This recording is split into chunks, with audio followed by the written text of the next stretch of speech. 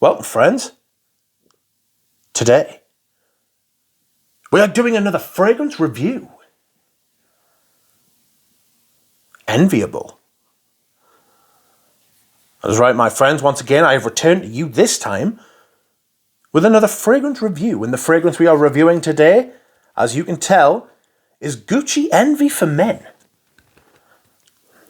This fragrance review will follow my tried and trusty technique of telling you the notes, telling you which notes I get the most of, and then just discussing the perfume at length.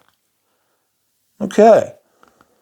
So, the notes for this perfume are mandarin, cardamom, coriander, lavender, pepper, ginger, rosewood, sandalwood, cedar, rose, incense, tobacco, vetiver, patchouli, amber. There are two perfumers credited with this, not together, separately. One of them is Daniela Andrier, and one of them is Jean Guichard. Jean Guichard being one of the great perfumers of all time, whose family history in the business stretches back. Well, they've got they're part of the Grasse set.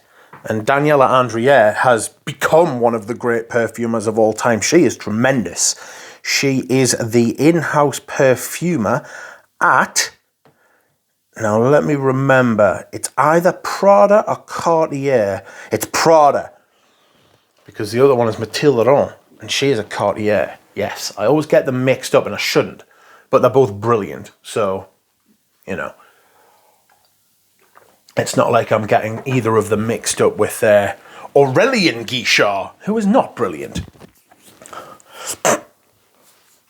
Not that he's bothered about the perfumes he makes. Anyway, the notes I get the most of are ginger, lavender, sandalwood, amber, vanilla, tobacco, a little bit of incense. So, you may or may not have guessed, but I have actually just sold this. eBay has apparently decided to start dropping the prices of the fragrances I have for sale online, or they're offering coupons, and it's coming out of my pocket without my permission, so that was nice of them. Got 15 quid less for this than I actually had it up for, but not to worry. It's gone now. I've had a few bottles of this. I know it rather well. Not something I was ever overly impressed by. Not a big ginger fan, but we'll come on to that. This starts off with a big late 90s lavender sandalwood cardamom thing. You'll know the accord when you smell it.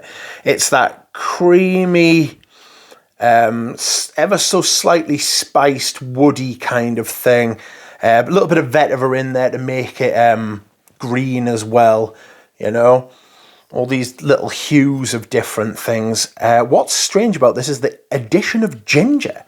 Got this kind of twangy, slightly boiling off the cardamom, ginger rooty sort of vibe. Interesting, very interesting. This actually smells a lot better on paper than it does on me. On me, this goes a bit flat, which is a shame, but it happens, you know. It's very pleasant. It's got this. It reminds me. If it hasn't got rosewood in here, I'd be very surprised, because it's got something of egoist about it. It's that sweet, slightly rosy woody, as it would be with rosewood. It's got that sweet rose woody kind of aspect to it, along with the mandarin orange as well. You know, it reminds me quite a lot of egoist and the Cologne Concentré, where a couple of those facets are a lot more present and prominent. As it dries down, you get something a lot more kind of settled, and like I say, on my skin, it's a lot flatter, you know. Vanillic tobacco, not tobacco vanille, but vanillic tobacco, quite soft.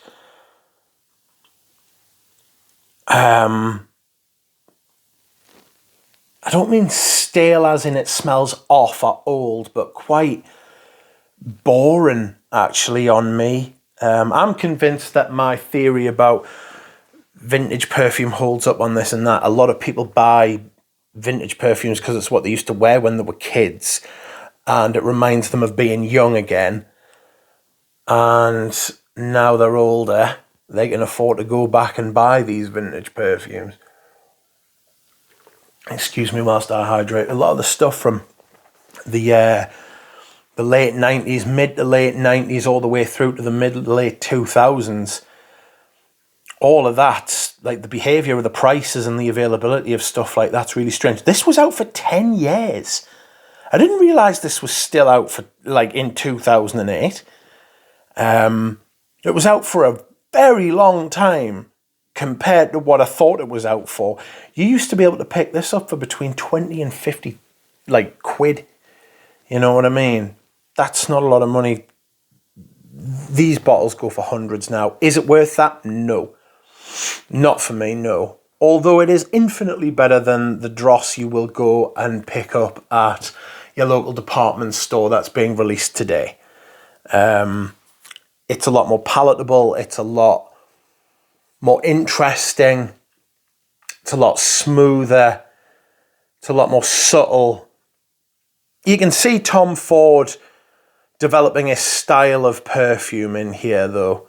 You know, sweet, a little bit sexy, chic, stripped back,